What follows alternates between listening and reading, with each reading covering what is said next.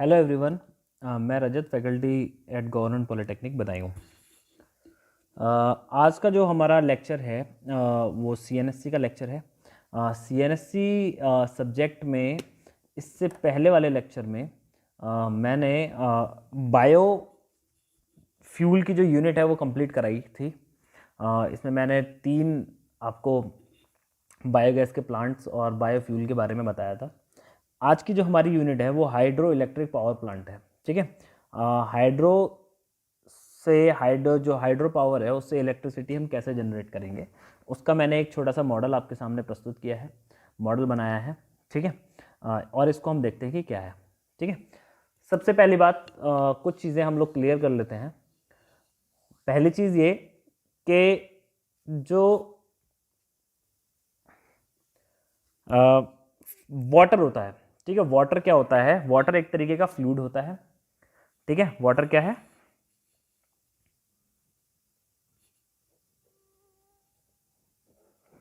Water एक तरीके का फ्लूइड होता है जिसमें टेंडेंसी होती है बहने की, फ्लो करने की। ओके, फ्लो करने की जब टेंडेंसी होती है तो आप या एक चीज़ हमेशा देखते होंगे कि जो वाटर जो होता है वो उसकी जो टेंडेंसी होती है वो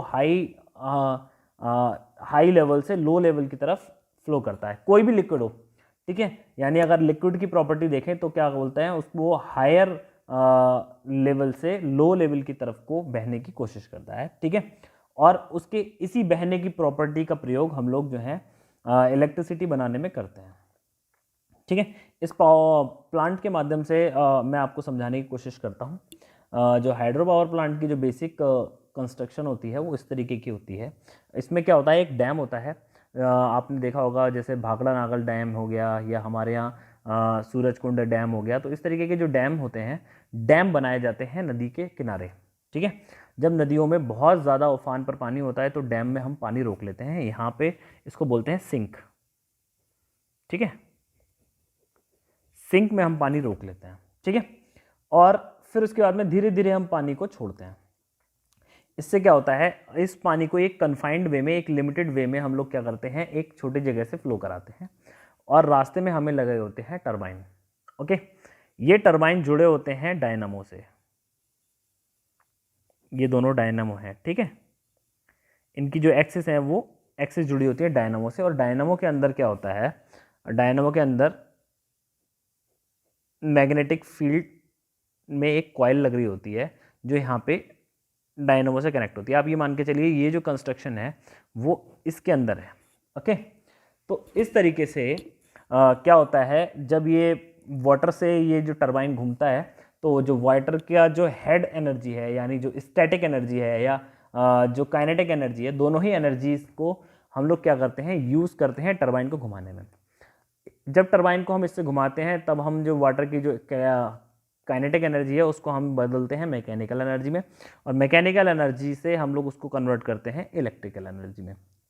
ठीक है, इलेक्ट्रिकल एनर्जी में कन्वर्ट करने के बाद में इसको हम फर्दर आगे जाकर के ट्रांसमिट कर देते हैं ट्रांसफार्मर्स, और इसके थ्रू जो है हम सप्लाई की तरफ भेज देते हैं और आगे सप्लाई कर लेते हैं। और यहाँ से जो निकलने वाला वाटर होता है, ऑफ सीजन में जब हम इस वाटर को छोड़ते हैं तो ये खेतों की सिंचाई और इन सब चीज़ों के काम में आता है। इंडिया में लगभग 70 to 75% तक इलेक्ट्रिसिटी, 70% तक इलेक्ट्रिसिटी जो है वो हाइड्रो इलेक्ट्रिकल पावर प्लांट से बनाई जाती है। ठीक है, इसको हम शॉर्ट फॉर्म में हाइडल भी बोल देते हैं। ठीक है, इसीलिए आपने सुना होगा विद्युत विभाग वाले लोगों को बोल देते हैं कि वो हाइडल डिपार्टमेंट में है। ठीक है, और इसकी जो शॉर्ट फॉर्म है वो निकल के आई है हाइड्रो इलेक्ट्रिकल पावर प्लांट से। ओके, तो ये जो है वो बेसिक कंस्ट्रक्शन होती है हाइड्रो इलेक्ट्रिक पावर प्लांट की, और ऐसे इलेक्ट्रिसिटी का जनरेशन होता है। ये मोटर के अंदर के अगर हम बात करें तो फैराडे के नियम से हम इसको समझते हैं। इसमें जो है EMF,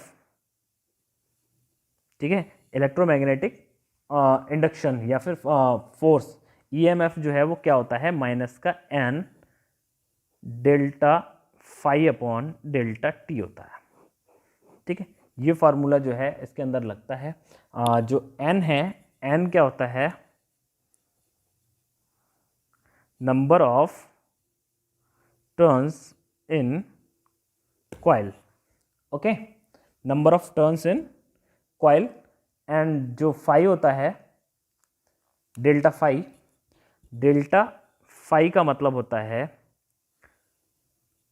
change in flux, okay, और डेल्टा टी का मतलब होता है चेंज इन टाइम।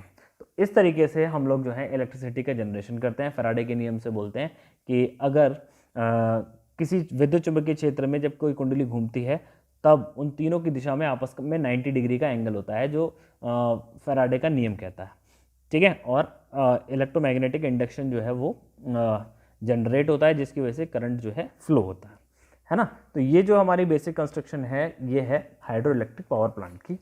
अब बात करते हैं एडवांटेजेस और डिसएडवांटेजेस की। नंबर 1 एडवांटेज अगर हम देखते हैं,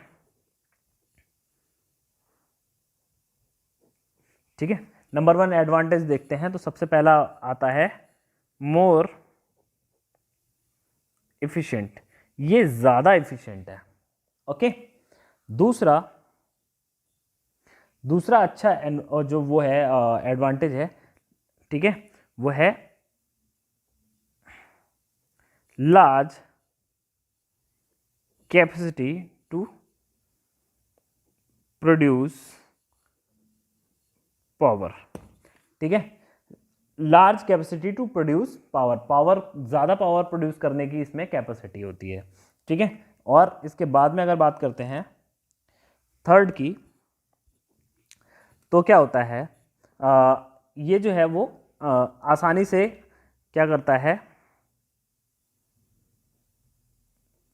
वाटर कंजर्वेशन